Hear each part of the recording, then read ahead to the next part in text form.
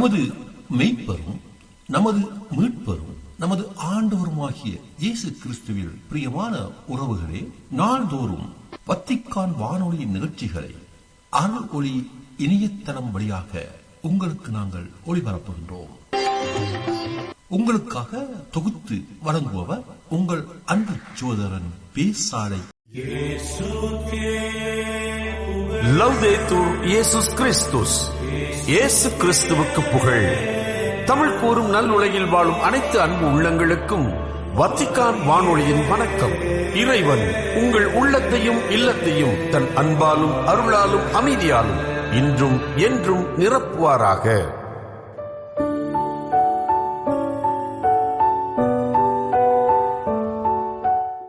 அன்பு நேயர்களே, வத்திக்கான் வானொலி இன்று உங்களுக்கு வழங்குபவை குரல் வழி இறைமொழி மற்றும் ஞாயிறு மறைவுரை சிந்தனை.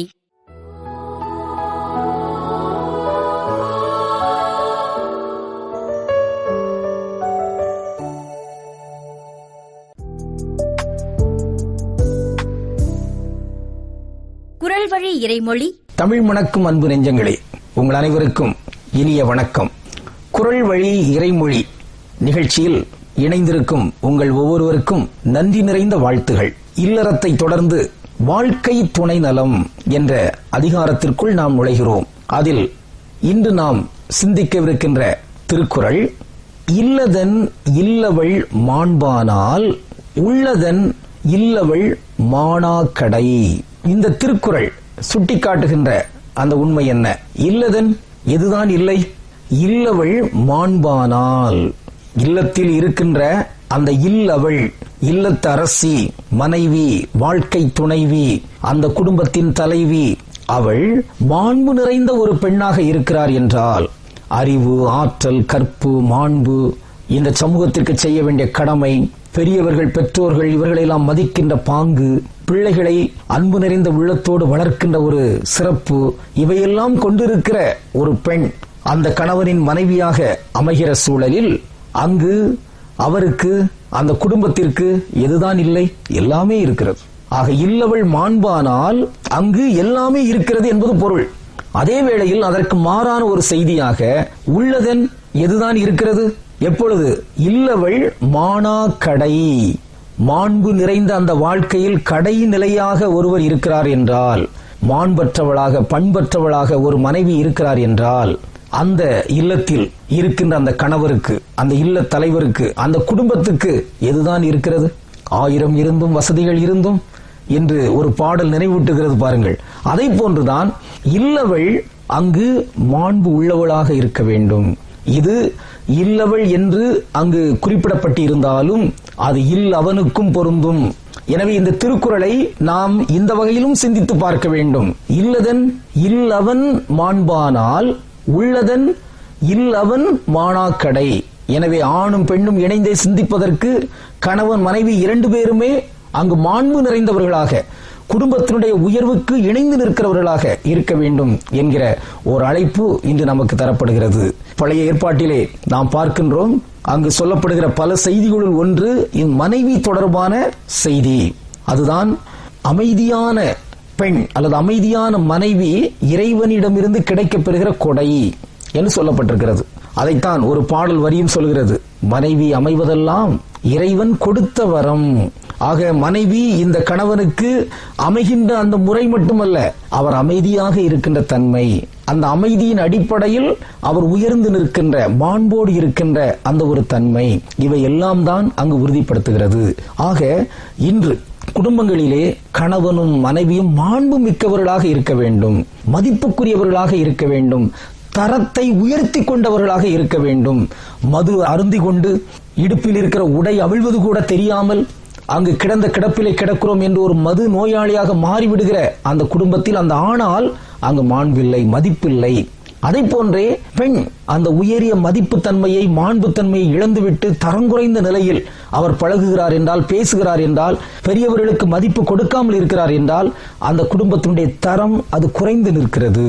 ஆக கணவனும் மனைவியும் அந்த குடும்பத்தை கட்டி எழுப்புவதில் மாண்பு நிறைந்த ஒரு இறை ஆட்சி நிறைந்த குடும்பமாக, அந்த முழக்கம், அந்த இல்லந்தோறும் இறையாட்சி உருவாக்கப்படுவதற்கு கணவனும் மனைவியும் மாண்பு மிக்கவர்களாக இருக்க வேண்டும் என்று இந்த குறள் அழைப்பு விடுக்கிறது. இறைமொழியோடு சிந்தித்து நாம் அதை உறுதிப்படுத்திக் கொள்வோம். மீண்டும் ஒரு முறை அந்த குறளை நாம் சொல்வதற்கு முயல்வோம். இல்லதன் இல்லவள் மாண்பானால் உள்ளதன் இல்லவள் மாணாக்கடை. இறைவனுக்கு திருவுளமானால் மீண்டும் குறள் வழி இறைமொழி நிகழ்ச்சியோடு நாம் இணைவோம், சந்திப்போம். உங்கள் அனைவருக்கும் நன்றி, வணக்கம்.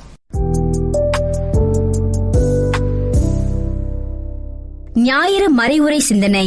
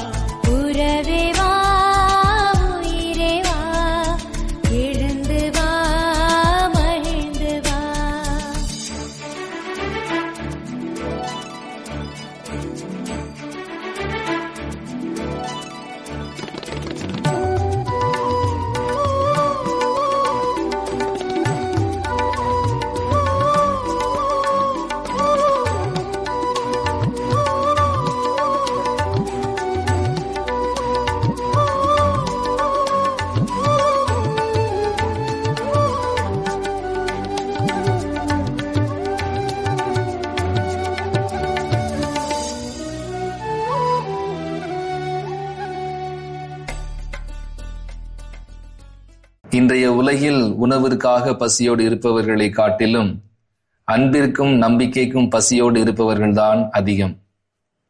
இறைமகன் இயேசு கிறிஸ்துவில் பிரியமான இறை உறவுகளே, ஆண்டின் பொது காலம் 18ஆம் ஞாயிறு திருவழிபாட்டின் இறைவார்த்தை பகிர்வுக்கு உங்களை அன்போடு வரவேற்கின்றேன்.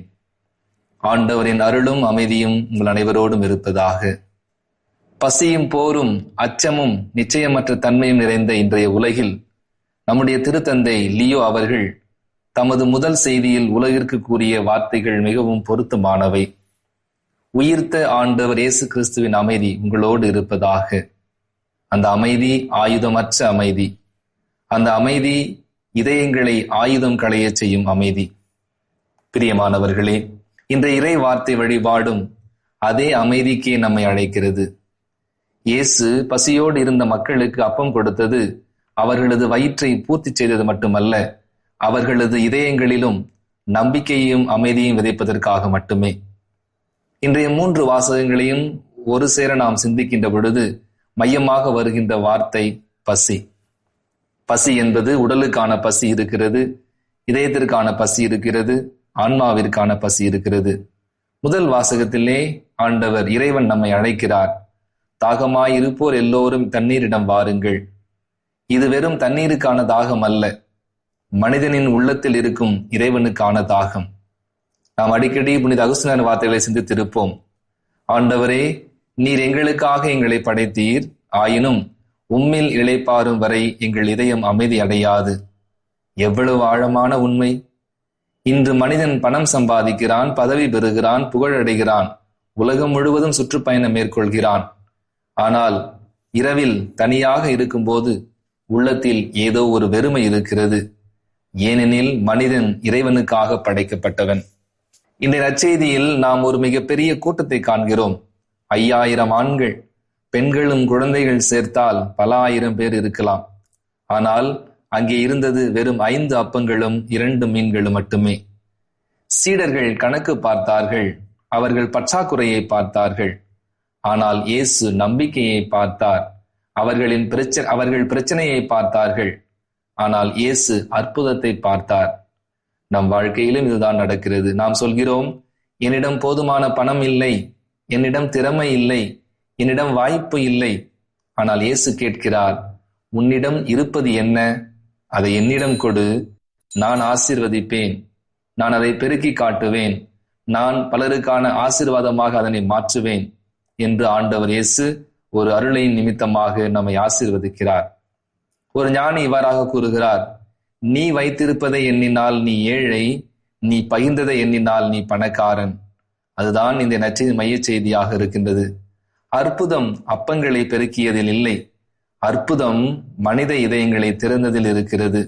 புனித ஜான் கிறிஸ்தோஸ்தம் அவர்கள் கூறுவார், ஏழைகளுடன் பகிராமல் வைத்திருப்பது திருட்டுக்கு ஒப்பானது, ஏனெனில் நாம் வைத்திருப்பவை இறைவனின் கொடைகள். எவ்வளவு சவாலான வார்த்தைகள்! நாம் சொல்கின்ற வார்த்தைகள் இவ்வாறாக இருக்கின்றன, இது என்னுடையது. ஆனால் இறைவன் சொல்கிறார், நான் உனக்கு கொடுத்ததை பகிர்ந்து கொடு. புனித பெரிய பசிலியார் துணிச்சலாக இவ்வாறு கூறுகிறார், உன் அலமாரியில் பயன்படுத்தாமல் இருக்கும் உடையில்லாத ஏழைக்கு சொந்தமானது. இன்று உலகத்தில் உணவு பஞ்சத்தை விட அன்பு பஞ்சம், நம்பிக்கையின் பஞ்சம் அதிகமாக இருக்கிறது. இன்று வீடுகள் பெரிதாகிவிட்டன, ஆனால் இதயங்கள் சுருங்கி சிறியதாகிவிட்டன. தொடர்புகள் அதிகமாகிக் கொண்டிருக்கின்றன, ஆனால் உறவுகள் குறைந்து கொண்டே இருக்கின்றது. தகவல்கள் பெருகிக் கொண்டே இருக்கின்றன, ஞானம் குறைந்து கொண்டே இருக்கிறது. அதனால்தான் இயேசு நமக்கு பகிர்வின் ஆன்மீகத்தை கற்றுக் கொடுக்கிறார். ஒரு சிறிய தீபம் 1000 தீபங்களை ஏற்ற முடியும். ஒரு புன்னகை ஒரு இதயத்தை மாற்ற முடியும். ஒரு நல்ல வார்த்தை ஒரு மனிதனை உயிர்ப்பிக்க முடியும். அன்னை தெரேசா கூறிய அழகான வார்த்தைகளை நாம் நினைவுபடுத்தி பார்ப்போம். நாம் பெரிய பெரிய காரியங்களை செய்ய முடியாமல் போகலாம், ஆனால் மிகப்பெரிய அன்போடு சிறிய காரியங்களை செய்ய முடியும். 5 அப்பங்களும் 2 மீன்களும் பெரியவை அல்ல, ஆனால் அவை பெரிய அன்போடு கொடுக்கப்பட்டன. அதனால் அவை அற்புதமாக மாற்றப்பட்டன. பிரியமான இறையுறவுகளே, இன்றைய சமூகத்திற்கும் அரசியலுக்கும் இந்த நற்செய்தி ஒரு கண்ணாடியாக இருக்கிறது. நாடுகள் செல்வத்தை சேர்க்கின்றன, ஆனால் இன்னும் கோடிக்கணக்கான மக்கள் பசியோடு இருக்கின்றனர். அதிகாரத்திற்காக போட்டி நடந்து கொண்டிருக்கின்றன, ஆனால் மனிதன் இன்னும் அன்பை தேடிக்கொண்டிருக்கிறான். நம்முடைய மறைந்த திருத்தந்தை பிரான்சிஸ் அவர்கள் கூறிய ஒரு வலிமையான வார்த்தை, பகிரப்படாத உணவு பசியோடு இருப்பவரிடமிருந்து திருடப்பட்ட உணவாகும். இது வெறும் பொருளாதார கருத்து அல்ல, இது நற்செய்தியின் இதயம். இயேசு நமக்கு கற்றுக் கொடுப்பது சேர்த்து வைப்பதை அல்ல, பகிர்ந்து கொடுப்பதை, ஆதிக்கத்தை அல்ல, சேவையை. 2ஆம் வாசகத்திலே புனித பவுலடியார் நமக்கு ஒரு அற்புதமான நம்பிக்கையை வழங்குகிறார். கிறிஸ்துவின் அன்பிலிருந்து நம்மை பிரிக்கக்கூடியது எதுவும் இல்லை. நோய் பிரிக்க முடியாது, தோல்வி பிரிக்க முடியாது, வறுமை பிரிக்க முடியாது, மரணம் கூட பிரிக்க முடியாது. ஒரு சிறுவன் புயல் கொண்ட இரவில் தன் தந்தையோடு நடந்து கொண்டிருந்தான். யாரோ அவனை பார்த்து கேட்டார்கள், உனக்கு பயமே இல்லையா? இப்படி புயல் அடித்துக் கொண்டிருக்கிறதே, எப்படி சென்று கொண்டிருக்கிறாய்? அதன் அவன் சொன்னான், நான் அப்பாவின் கையை பிடித்திருக்கவில்லை, என் அப்பாதான் என் கையை பிடித்திருக்கிறார். இதுதான் கிறிஸ்தவ நம்பிக்கை. நாம் இறைவனை பற்றிக் கொள்வதை விட இறைவன் நம்மை பற்றிக் கொள்கின்றார். நம்முடைய மறைந்த முன்னாள் திருத்தந்தை பெனடிக்ட் 16 இவ்வாறாக கூறுவார், அன்பில்லாத நீதி கொடுமையாக மாறும், நீதி இல்லாத அன்பு வெறும் உணர்ச்சியாக மாறும். கிறிஸ்துவின் அன்பு இந்த இரண்டையும் இணைக்கிறது. அது நீதியுள்ள அன்பு, செயலில் வெளிப்படும் அன்பு, பகிர்வார மாறும் அன்பு, சேவையாக மாறும் அன்பு. பிரியமான இறையுறவுகளே, புனித பெரிய லியோ கூறிய வார்த்தை, கிறிஸ்தவனே உன் மாண்பை நீ உணர்ந்து கொள். இன்று இந்த அழைப்பு நமக்கெல்லாம் பொருந்துகிறது. நாம் வெறும் கூட்டத்தின் ஒரு பகுதியாக இல்லை, நாம் கிறிஸ்துவின் சீடர்கள், நாம் கிறிஸ்துவின் கரங்கள், நாம் கிறிஸ்துவின் இதயங்கள், நாம் அவரது அன்பின் கருவிகள். இறுதியாக திருத்தந்தை 14ஆம் லியோ அவர்கள் கூறிய ஒரு அழகான அழைப்பை நாம் நினைவில் கொள்ள அழைக்கப்படுகின்றோம். கிறிஸ்து உலகுக்கு ஒளியாக இருக்கிறார், மனிதகுலம் கடவுளின் அன்பை அடைவதற்கு பாலமாக இருக்கிறார். நாம் உரையாடலாலும் சந்திப்பாலும் பாலங்களை கட்டுவோம்.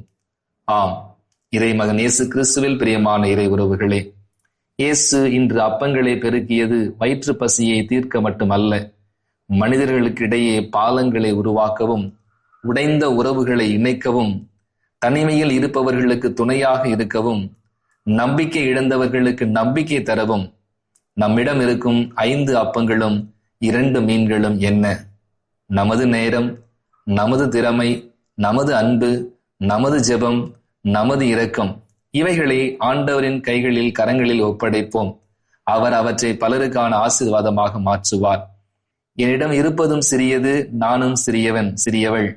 ஆனால் அவைகளை உமது கைகளில் நாங்கள் ஒப்படைக்கின்றோம். எங்களுடைய வாழ்க்கையை ஆசீர்வதித்து பலருக்கான ஆசீர்வாதமாக மாற்றும். எங்கள் இதயத்தை உமது அன்பின் அப்பமாகவும், எங்கள் வாழ்வை உமது அமைதியின் கருவியாக மாற்றும் என்று சொல்லி ஜெபித்து, தொடர்ந்து இந்த நாம் தொடங்கி இருக்கின்ற, அடியெடுத்து வைத்திருக்கின்ற 18ஆம் ஞாயிறு திருவழிபாட்டின் இறைவார்த்தை பகிர்வின் மையமாக ஏற்கனவே நான் சொன்னது போல, நாம் நம்முடைய வாழ்க்கையை அலசி ஆராய்ந்து பார்த்து, உண்மையிலேயே இன்று அகில உலகம் பல பசிக்காக காத்து கொண்டிருந்தாலும் வெறும் உணவுக்கான பசி அல்ல, மாறாக அன்பிற்கும் நம்பிக்கைக்குமான பசியை தீர்க்கின்றவர்களாக, தாகத்தை தணிக்கின்றவர்களாக, இதயங்களை விசாலப்படுத்துகின்றவர்களாக மாற, வளர, வாழ வரம் வேண்டி, ஒன்றிப்பின் இறைவன், அன்பின் இறைவன் என்றென்றும் வாழ்த்த பெறுவாராக. ஆமீன்.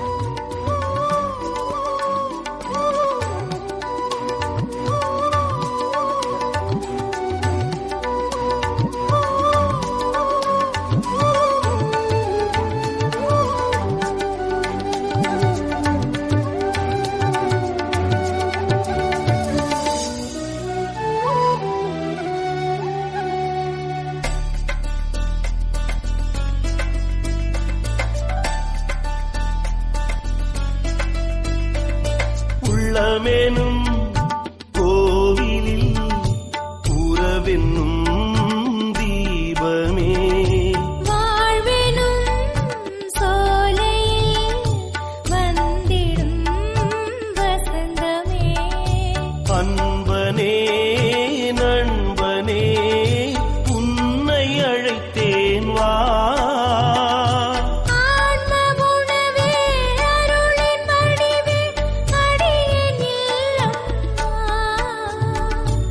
உறவின் தெய்வமே என்னில் உறைந்திடவா, அன்பின் சங்கமமே இன்னில் தங்கிடவா.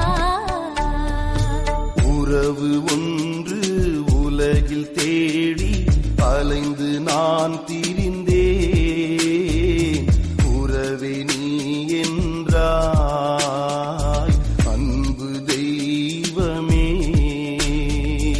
உறவே வா, உயிரே வா, எழுந்து வா, மகிழ்ந்து வா. உறவே வா, உயிரே வா, எழுந்து வா, மகிழ்ந்து வா.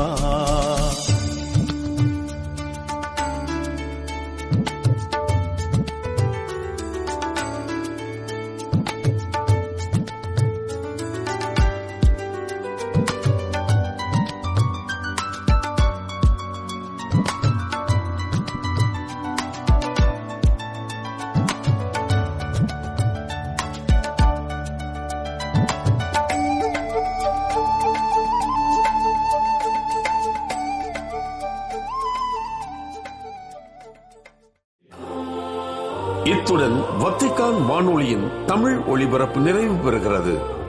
உங்கள் செவிமடுத்தலுக்கு நன்றி. தொடர்ந்து வத்திக்கான் வானொலியுடன் இணைந்திருங்கள். இறையாசிர் பெறுங்கள்.